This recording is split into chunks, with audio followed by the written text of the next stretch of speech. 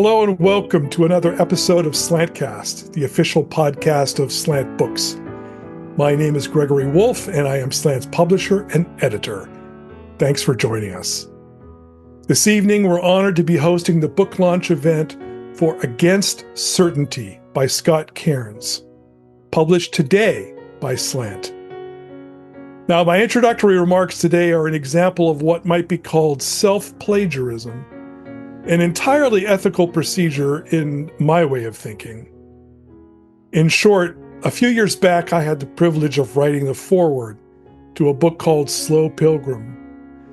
That volume, at the time, was called A Collected Poems, a title that quickly became obsolete when Scott went right on publishing new collections. We'll have to do a super collected, I guess, at some point, Scott.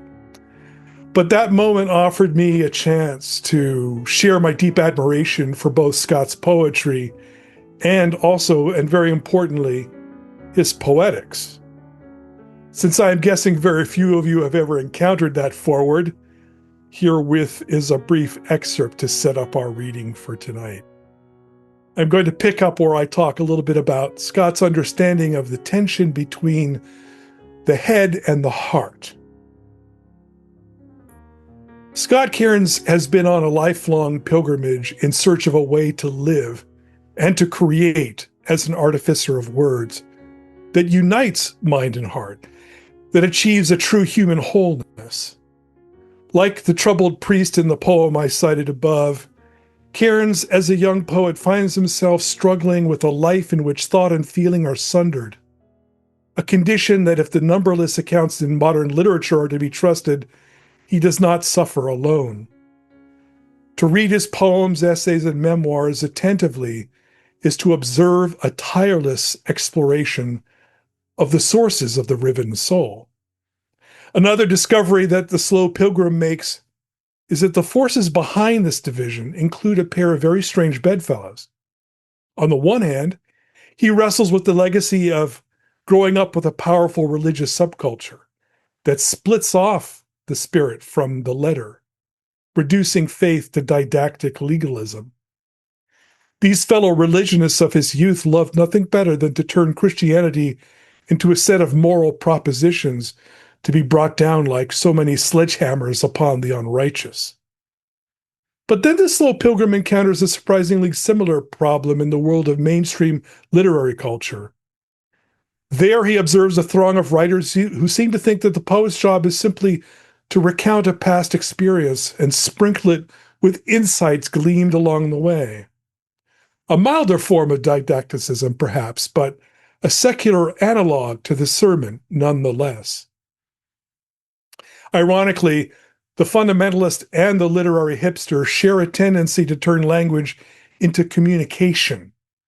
So many messages from the past inserted into so many edifying bottles. And what does one do with a bottle when it is empty? Toss it in the trash. Cairns came to believe that writers and readers should hold out for more. Great literature moves past communication to become communion, a journey of mutual discovery that takes place between speaker and hearer, an encounter that both have with a mystery that is both a presence and something experienced in the present. To use the metaphor of communion, of course, is to invoke the sacrament of the Eucharist. In a number of essays published in recent years, Cairns has pursued this analogy, setting out a concept that he calls sacramental poetics. As he has put it in one such essay, that two ancient companions, theology and poetry, after having experienced a wrenching divorce, might once again discover a mutually beneficial relationship is perhaps wishful thinking. On the other hand, it may be that that divorce was a little hasty in the first place, that it was insufficiently considered, that the two had neglected, for one thing, to think of the children. Close quote. At the heart of a sacramental poetics is the conviction that words are not merely ciphers for ideas, but things in their own right, original, raw material, with their own agency and power. The Greek word for word, of course, is logos, familiar to us from the opening of the Gospel of St. John. But Cairns believes that in modern Western thought, logos has too often been reduced to word as a disembodied abstraction. He prefers the Hebrew word davar, which means both word and thing, and even, as he notes, a power. Thus, quote, a text is a made thing capable of further making, close quote. For the ancient Jewish commentators on Scripture, Holy Writ is generative. That is, each encounter with the Word becomes the occasion of new words that enrich our understanding. That is why the Talmudic form of commentary known as Midrash often interprets the scriptural stories by telling new stories, not by looking for an analytical bottom line. Which brings us back to communion. Cairns believes that the notion of the Eucharist he grew up with, that it is merely a recollection of a past event, misses out on a far greater mystery. In the sacramental traditions, the words uttered by the priest are understood as a meeting and mingling with the word that God is speaking to us in his Son. The bread and wine, artifacts made by human hands, have words spoken over them, but this is not merely descriptive language, removing the message from the bottle, but language that possesses agency and power. At the altar, our human making is joined to God's greater making in creation and redemption. This brings about true union. Speaker and hearers become one, just as bread and wine become body and blood. All right, I'll stop there and now move on to the formal introduction so we can get me out of the way and give Scott the floor. Librettist, essayist, translator, and author of 12 poetry collections, Scott Cairns is Curator's Distinguished Professor Emeritus at the University of Missouri. He recently assisted in the migration of the Seattle Pacific University Low Residency MFA program to its current flourishing at Whitworth University in Spokane. His poems and essays have appeared in Poetry, Image, Paris Review, The Atlantic Monthly, The New Republic, and many other venues, national and international, and both have been anthologized in multiple editions of Best American Spiritual Writing. He has blogged for the religion section of the Huffington Post. His recent books include Correspondence with My Greeks, Lacunae, Anaphora, Slow Pilgrim, Idiot Psalms, Short Trip to the Edge, Endless Life, and a book-length essay, The End of Suffering. He received a Guggenheim Fellowship in 2006 and the Denise Levertov Award in 2014. His current projects include Descent to the Heart, verse adaptations of selections from the writings of St. Isaac of Syria, a new pilgrimage book focusing on Orthodox Christian enclaves in Ireland and Scotland, entitled Holy Outpost, The Thin Place Where East Meets West, and a new collection of poems, Ways of Not Knowing. In the preface to Scott's collected poems, the esteemed Richard Howard had this to say: Cairns is the singular poet in this age of our century who has not seen fit to oblige his poetry to serve his belief, nor his belief to serve his poetry. It is one grown-up mind we read, one man's voice we hear, a contingency which makes it absurd for me to speak of service in either direction, for in these poems there is but one direction, inward. And with that, I will now say, take it away, Scott. I'm going to take it away. Let's start with the little music. This is called I decided I'd start with the beginning of not exactly the beginning of the book, but then roughly the beginning of the book and move in, because I think of all the books tend to have a sort of arc of development. And I think this one, I was really careful to, it's not like I write the poems to do that, because, those of you who write such things know that you just make the poems and then at some point you organize them into maybe an arc of development. And so that's what I've done in all the books. But in this one, I think uh, I gave a great deal more care to that notion that this leads to this, leads to this, leads to this. Even though, as I say, the poems were not written to do that. They just, so this isn't chronological, but this is how they appear in the book. Instrumental music.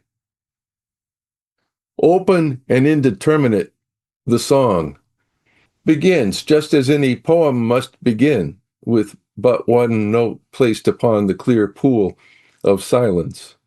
Just so, and just here, upon the sheen of its calm surface.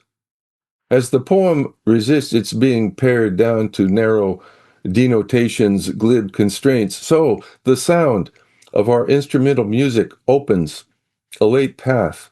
The ear is pleased to follow, the mind is suddenly pleased to regard, listening to hear what might lie ahead.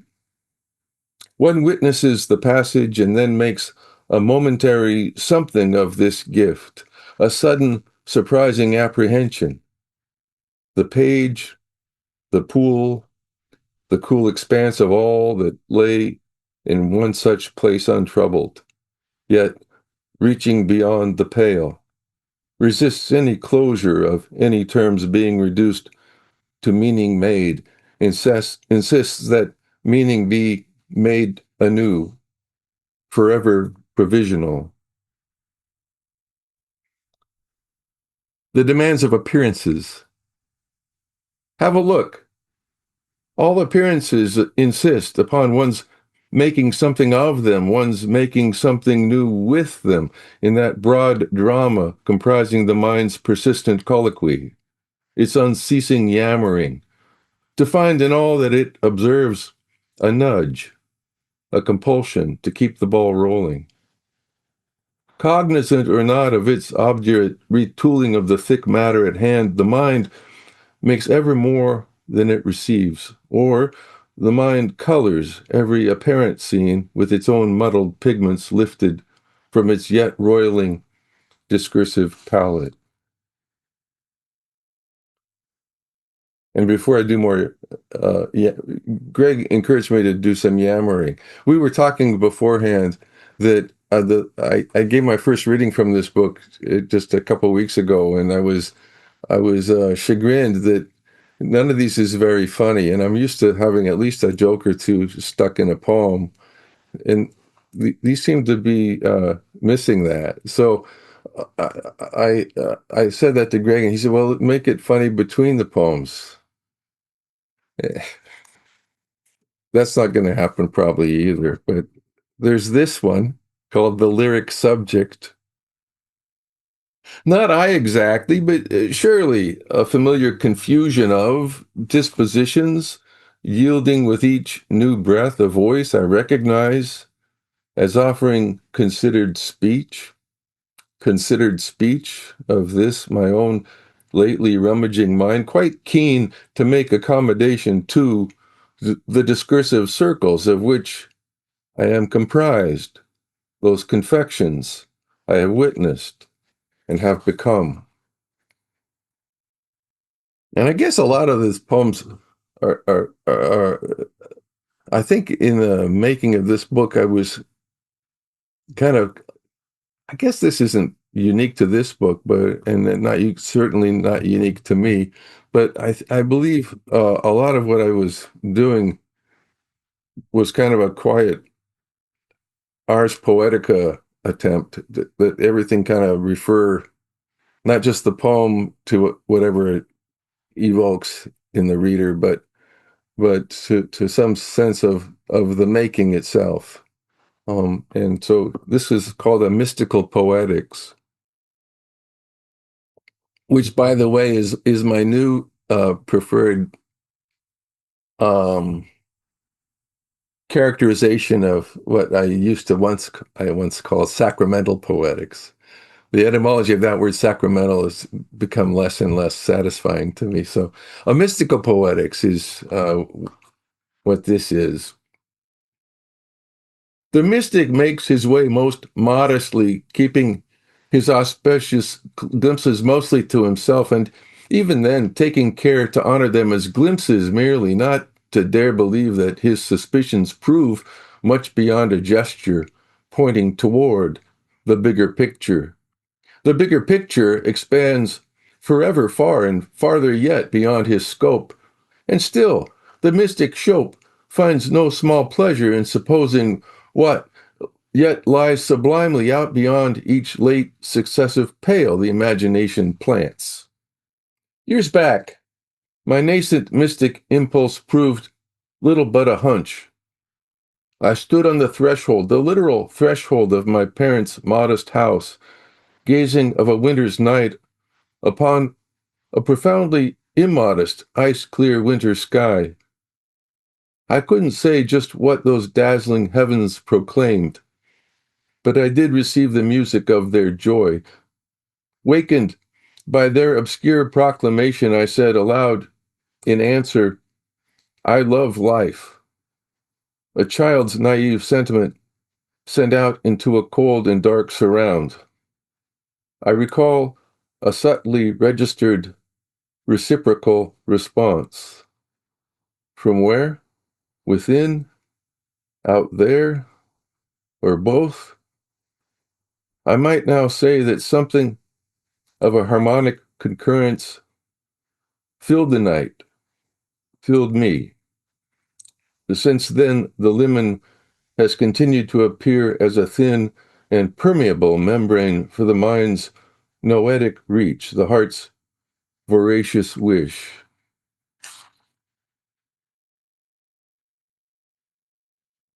Um, I wake up at night a lot. I don't know. Is this a thing that happens to all of us as we get older and older? We wake up in the middle of the night and stare into whatever it is we're staring into. And that's actually the rub here is I'm trying to figure out what am I staring into? Um, so there's this. It's called What One Might Make of Visions. When first I learned that I might soon join the ranks of the departed, I was surprised by the odd thought that if this departure were yet to happen, it would prove to be my migration from a puzzled minority view to a more expansive apprehension held by our disabused majority, who dwell well outside the meager glitch of time and its narrowing perspective, long fraught with error. As a boy, I once trekked a trail behind my father, who promised an alpine meadow where we would make camp, warm our stew, and witness that night the heavens opening. They opened in a way that I could not have imagined. All of this is to say, my dad made good on his promise, and I learned then to trust even his most extravagant assurances. I now suppose that my odd late thought transposing my imminent demise into the promise of a better view is largely due to what my father promised me as he walked that mountain trail some several steps before me. Most of my poems since I guess my second book would not have been written had I not became a better reader of other people's books. And so I spent in fact, the title of the last book that Greg was gracious enough to publish was Correspondence with My Greeks, and virtually every poem in that book was basically a response to a Greek poet that mostly modern contemporary Greek poet that I admired and had developed sort of a conversational relationship with.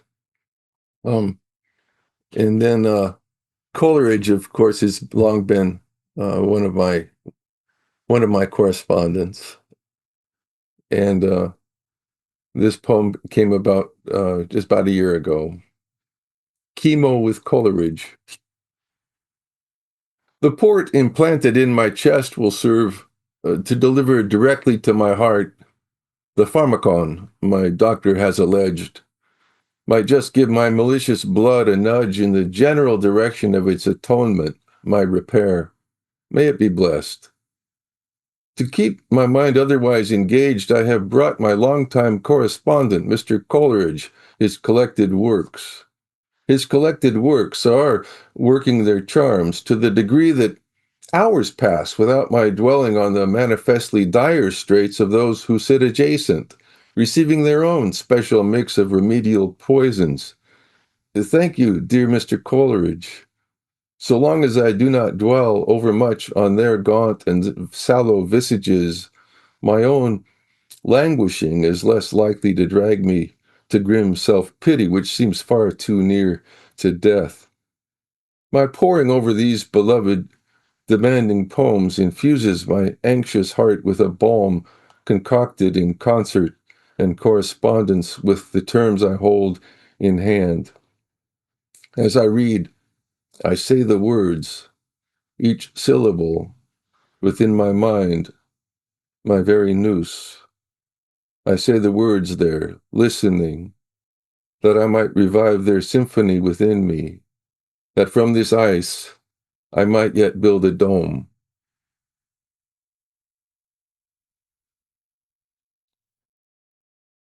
I also have a great love for Julian of Norwich, and I pored over her showings many a time. This line came from her, Well-Being and Woe is the title.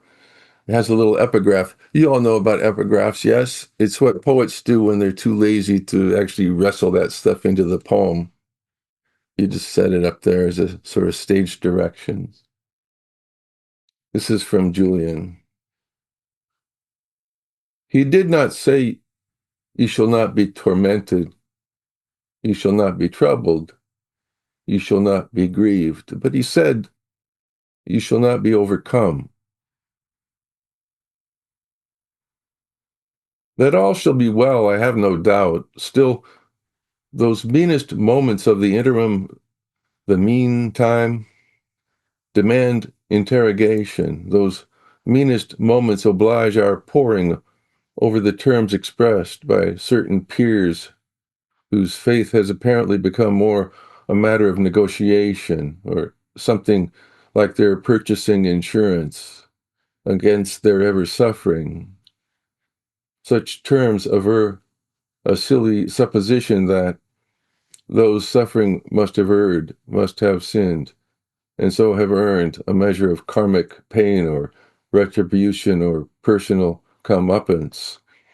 I'm thinking how the sinless Christ, in one meanest moment, acquiesced to suffering, how even as he prayed the cup might be set aside, he also prayed his own dear acquiescing, let it be. He did not offer us a path apart from suffering, but made of his agony a path that would allow our passing through our own.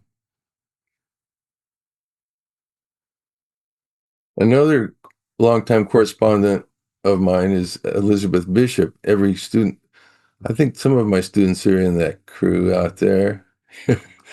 uh, so you know that I love Ms. Bishop, and Parable of the Interior is this poem. And it, again, an epigraph because I'm too lazy to actually wrestle that hard. We are driving to the interior.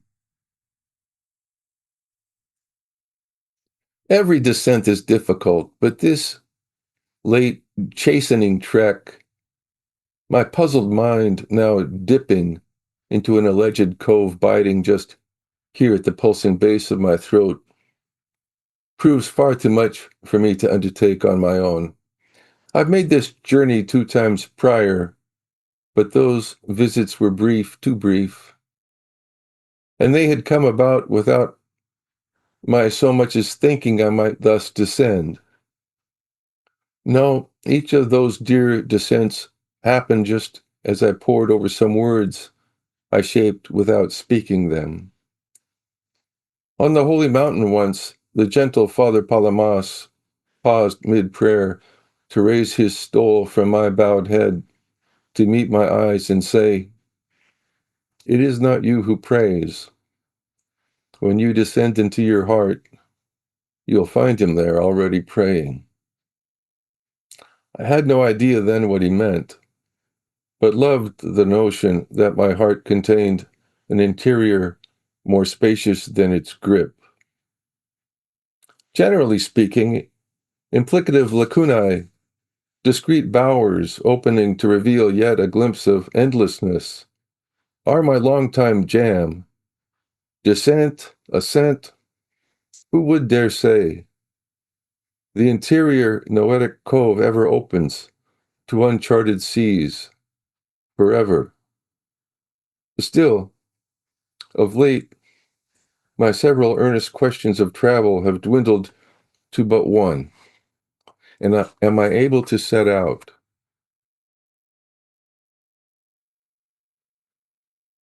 So here's the title poem. The book, as you may recall, is called "Against Certainty." I, I've I found a lot of my co-religionists seem way too certain of matters that they have no business being certain of, and so this is my little. I'm registering my little complaint as I defer against certainty. But I had a co-religionist from a long time back, another correspondent of mine, W.H. Auden, whose poem "Archaeology" has always been a real favorite of mine. Uh, Hidden in the early part of that poem is, knowledge may have its purposes, but guessing is always more fun than knowing. Against certainty. Yes, the jig is up. No one is getting anywhere worthwhile so long as one demands to know just what precisely obtains. Each might, of course, suppose some small progress toward the lit hope of greater apprehension, of greater gnosis, but such hope is dashed in the moment one's conclusions glibly shut the door. Guessing, on the other hand, is far more likely to move one's poor mind somewhat nearer to the very dear elusive truth. Guessing also delivers to the one who guesses a more efficacious modesty regarding what dear images the imagination thereafter limns upon the dear lit page, or projects upon the ever bright, the animate air. So, yeah, as some of you may know, I'm what they call an Eastern Orthodox Christian. And so we have these things, we have this period called Lent. We have a couple of fasting periods. Lent is the most egregious and most efficacious, I guess. I have a poem here called "The Late Ambivalence Mid-Lent," which is basically a confession that I'm a pretty lousy faster. Um, I am increasingly ambivalent regarding the efficacy of prayer as petition, ambivalent regarding any expectation of much beyond the sweet balm that saying the name avails. The calm I know each time I descend into prayer is palpable, sufficient. Also wholly sufficient is that stillness I suspect when, in saying the prayer, I find myself descending more deeply into whatever it is I sense descending into me, filling me, even as I speak the name into the darkness.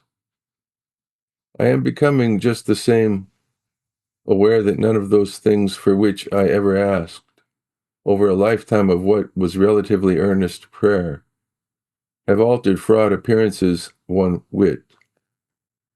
Such awareness has now led me to suppose that petitions remain far from the heart of prayer, and that prayer is for the most part simply one's entrance into the efficacious place where petition, whim, desire are eclipsed. The efficacy of prayer. So no, I won't say that prayer proves to be all that effectual, nor often serves to mitigate the stinging entropy of our aching and puzzling days per se. I speak only of my own moot and tepid prayer, the effects of which are too subtle to show here on my poor radar, beyond the random, brief, and fading blip. My dim screen remains without doubt compromised by a sore, gritty accretion for which I have only myself to blame. Even so, I do pray, but have become less fixed on seeing what might come of it, having become more profoundly aware of a quieting, what one might apprehend as a faint, barely tasted sweetness received, as I sink into the stillness that prayer and only prayer occasions, just here, where my mostly anxious heart one time let a sudden pulsing calm overwhelm me.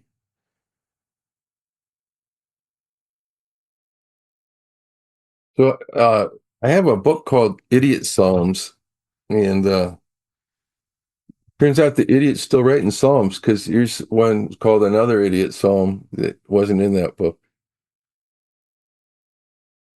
Another Idiot Psalm. The Lord always hears. Of course the Lord hears whenever you speak to him, and frankly, whenever you don't. Should you feel you must from him receive an answer, all you need to do is to open your mouth. Open your mouth and speak. Lord, to you do I speak, that I may hope to hear your inobtrusive word. Within the shadow, within the very shadow of death, the valley deepens, yes, the valley looms deep, exceedingly deep, and the descent exceedingly steep, tough on the knees. What might one see descending farther into the valley of death's shadow? I observe a curious glimmer there, as if beyond the ridge on either side, the sunlight continued bathing the late surround in reliable radiance. I also observed the salutary effect its glimmer had upon my own sentience as I beheld a great depth, whose obscuring trail beckoned me.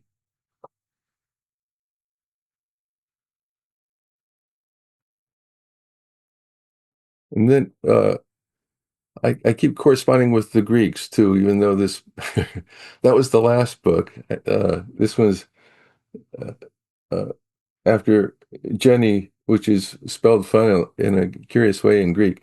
Jenny Mastraki. Further correspondence. The deep? Yes, the deep has been a long preoccupation of my own as well, probably since childhood, when I first happened upon that darkness dwelling upon its face, and the Spirit of God moving upon the appalling surface of the waters. The deep, those waters, darkness and the Spirit both brooding and moving upon their surfaces, have long drawn me. My young mind then, and my feeble mind now, have often borne a measure of dizziness as my vision plunged beyond the roiling gesture of the deep. And now, I'd say that I glimpse something of the glistening deep's extravagant reach. I suspect that the deep extends both up and down, extends in every conceivable path, spanning every conceivable direction. O dear obscure darkness, O radiant and expansive deep, O vertiginous, capacious waters, receive me as into thy harbor, thy unceasing embrace.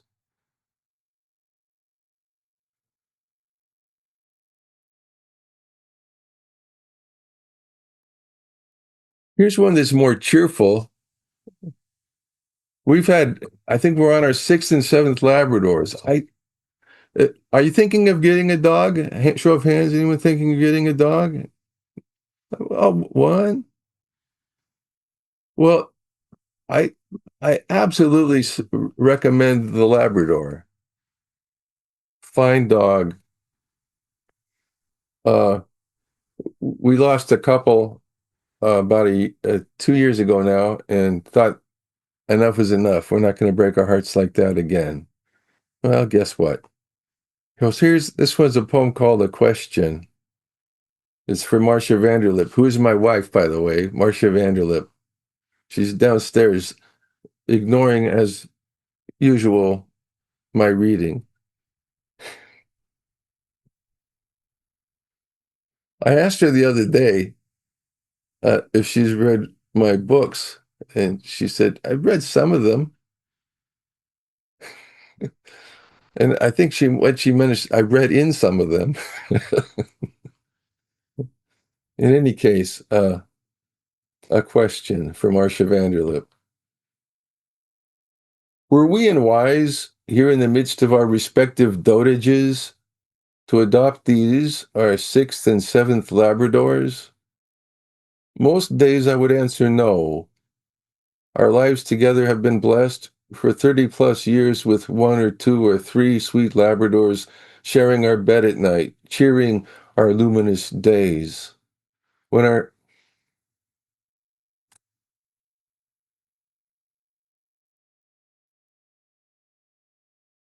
sweet and goofy Moses passed, but 4 months after our sweet and patient Sophia, I thought I could not bear such heartbreak another time. I think that still. Wisdom proves to be a mostly subtle quality, one we barely recognize at once. It seems to slowly show itself, for the most part, in retrospect. These dogs will surely break our hearts, but that will be because they first so opened them that we could complete our journeys yet gently attended.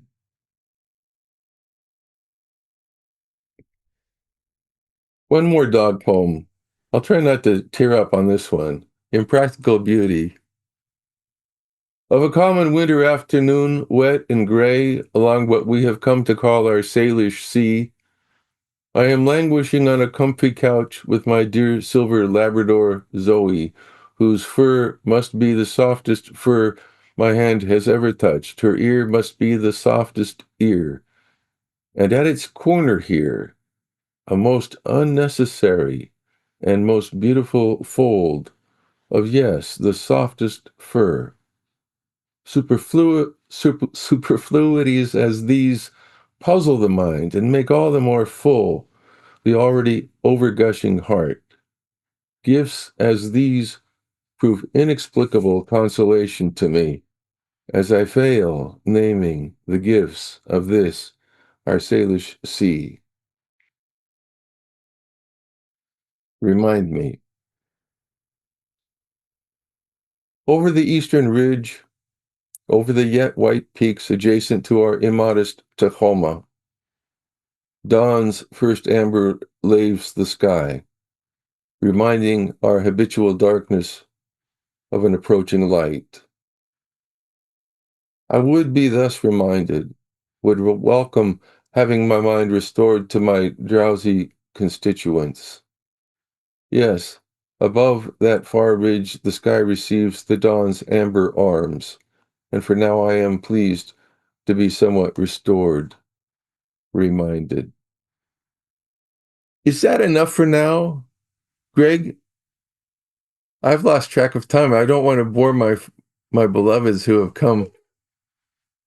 It's beautiful and perfect, Scott. So you are released from obligation to read further poems if you May it be wish to end blessed. here. Okay. Well, thank you. Thank you. Amazing and beautiful and wonderful as always. Thank you, Scott. Very, very excited about the release of this book and happy to say that we've already got several questions. So if you would be so kind as to tackle those, I would like to read some out to you.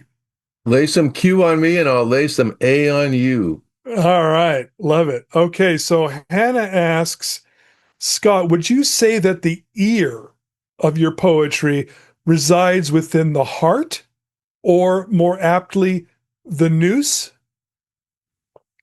The ear of my poetry. Is this a biological question? The, uh, an anatomical question. The ear of my poetry lies in the noose or the heart. I would have to say yes. I, I as most of you who write poems know, there's a music uh, that leads us into the next pass. We make a line, and it's the music of that line that leads us to the next line. Where I would locate the intuitive. Well, now that I say the word intuitive, I'm guessing I've already tipped my hand. Uh, that's a noetic faculty, correct? We think, we think, we think with our minds, and we feel, I guess, we feel emotions with our hearts. But then this noetic capacity is what uh, the the late Bishop Kallistos Ware has characterized the nous as the intellective aptitude of the heart. So uh, it's this uh, capacity. It's the thing that connects us. The nous is what connects us not only to our God and hearing God, but also to each other.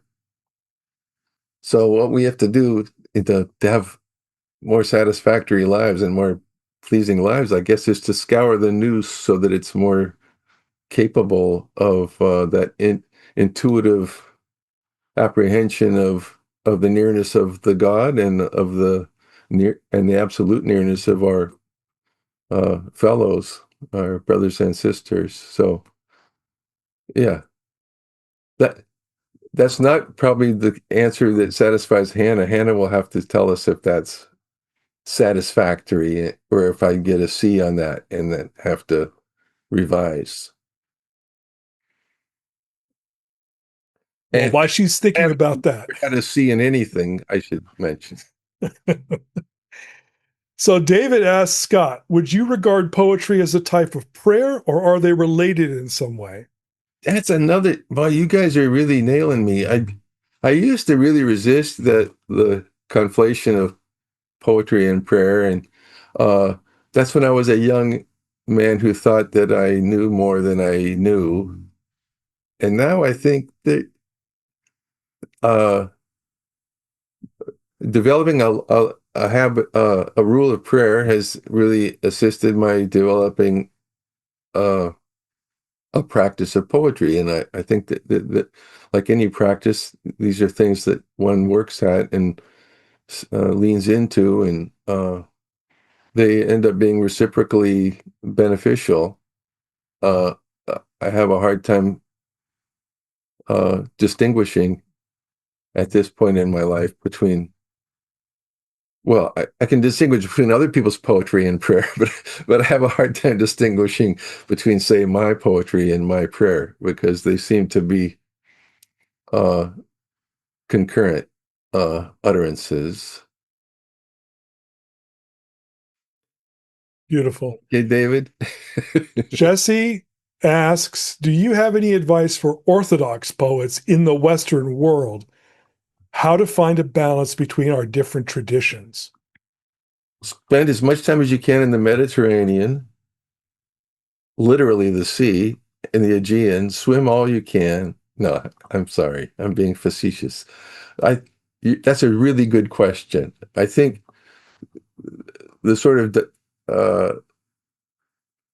dichotomies that we've inherited in the West are a problem, and there's something that not just Eastern Orthodoxy, but Eastern religions in general, I think, assists our overcoming. So I think the discourse between East and West needs to get. I don't know. I think we should all attend to the East and how matter is not to this whole notion of transcendence. I think I'm often yammering with my students against transcendence and in favor of immanence, because my sense is that we bought into this notion that one transcends the matter and aspires to some spiritual, ethereal apprehension, airy existence. But that's not really, that's not where my heart is, and that's not where I think the long tradition of mystical writers would have us be. I think imminent, the connection, our relationship with God, our human relationship with the God needs to be a matter of that God's filling us with something of God's self, and are being increasingly aware of that, and then making of that what we can, and sharing that with others, and loving others in the way the God ostensibly cares for us. So that that's got to be an unsatisfying answer to that question. And I'm not. Well, as you say, against certainty, we don't want a certain answer, do we? Actually, let me jump in here. I'll use executive prerogative here to say I'd Oh like to yeah. follow up on Jesse's question. Speaking for the West, are you? Not necessarily. I guess what I think I've noticed again and again with your poetry pertains to your diction. And I know that, I've read so many literary critics who have said um, Latinate words are bad because they're abstract. Anglo-Saxon words are good because they're guttural and concrete and palpable, which goes to this whole immanence transcendence kind of dichotomy. And yet, Scott, your poems are so Latinate that what I've noticed is, and I could be wrong about this, but it feels to me like what you do is you take a word that might otherwise be abstract, and there's enough torque in the poem, in the line, that you make the reader essentially uncover the deeper concrete roots of that Latinate word. I know this may sound No. esoteric, but it does seem to be one of the hallmarks of your style, which I think is literally fascinating. Well, bless you. I agree. My style is fascinating. But I I learned that, and it's a trick, Greg. And I'll go ahead and admit to it. It's a trick I learned from Auden. Uh, the punctuating the Latinate with a good Anglo-Saxon or Greek uh, word. I mean, I probably have the word gut appear in probably half a dozen poems. I've had the word grip appear in at least two in this book. And Shope is right there and staring at us. And so the thing is to go ahead and spin the web with the Latinates, but then bring it down to the gut, as it were. And in some poems, literally the word gut is what does that work of centering the ethereal, speculative matter in a place. And Noose, doesn't work that way for most people right now, but I'm lobbying for its appearance in the discourse. Yeah. I second the motion. Yeah, absolutely. No, I agree completely. I just want to say, I think at times you go even beyond that juxtaposition, which is fundamental, to help us to remember the more concrete sources of some of those Latinate words. You kind of echo, you sort of unpack them a little bit in, I think, ways that are interesting. Well, that's how I make the poems is unpacking the words as I go, looking for their hearts, their guts. Beautiful. I think we have time for a couple more. Let me add, John has said, I love your deep poem and all your deep poems. The psalmist says, deep calls to deep at the sound of your waterfalls. I love that, but I don't know what it means. I sense a lot of pain there. What do you think it means, deep calls to deep? Yeah. Well, I sense a lot of pain there too, but it's not like uh overcoming pain. It's challenging pain. And the deep calls and the deep also answers. And I think somewhere in that, I'm just speculating here. I'm just because I've meditated on these things almost daily now, um, for a while, and yeah, the deep calls, but the and it's frightening, but it's also consoling. And how to balance that, I have no clue, but I do know that I suspect both uh, the frightening aspect of that call and the consolation of that call. So, what you gonna Beautiful. do? Yeah. So Haley asks, what distinguishes a merely good poem from a truly great poem? Oh, the fact that you can keep reading it and see Hmm. something new in it. I love that. That also depends on the reader in a way. Maybe we don't like admitting that, but you can write a great poem, and if no one is equipped to read it, then it's not going to do much for that person. But if you make a really good poem, and it comes in front of someone who's equipped to make with it, that's the deal. That's what makes a poem great, is if it leaves if it constructs implicative lacunae into which the reader might slip and make. That's what I Love love. it. Beautiful. Yeah, I love those poems. Wow. Allow me in to make with them. Yeah. Fantastic. Rita doesn't have a question, but she has a comment. She says, thank you, Scott, for sharing such rich and gentle and powerful reminders of the sacred mysteries. See you and Greg live in Cambridge in a few weeks. Yeah. Which, hey, what a segue to tell our audience to share with all your Bostonian area friends that we're going to be sharing an evening of poetry with Scott Cairns in Cambridge, Massachusetts on the evening of September the 15th. I believe that's correct. Everything you're saying is so true, Greg. Oh, thank you. Thank you. I really appreciate it. We have a registration for that on our various social media.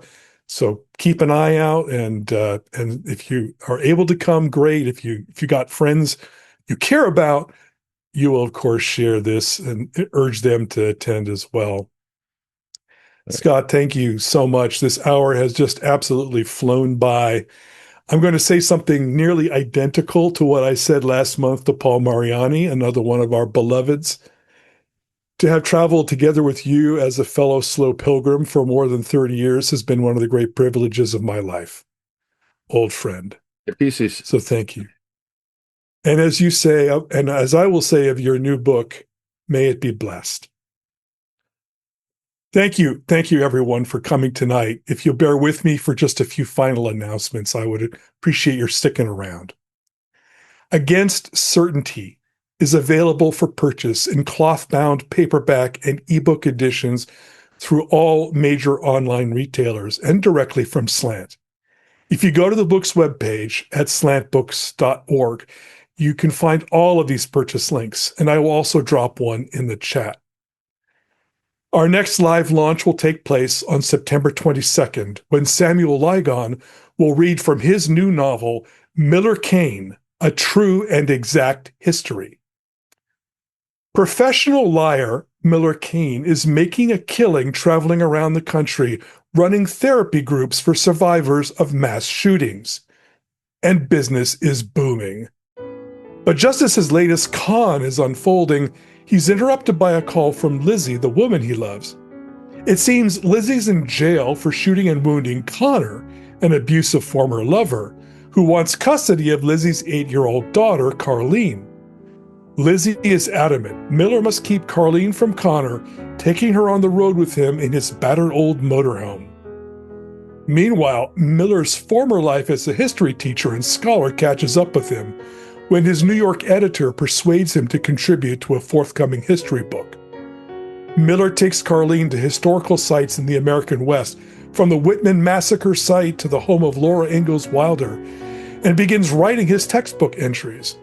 But dealing as he is with the stress of parenting Carlene while evading Connor and other threats, Miller's textbook sidebars become more and more creative.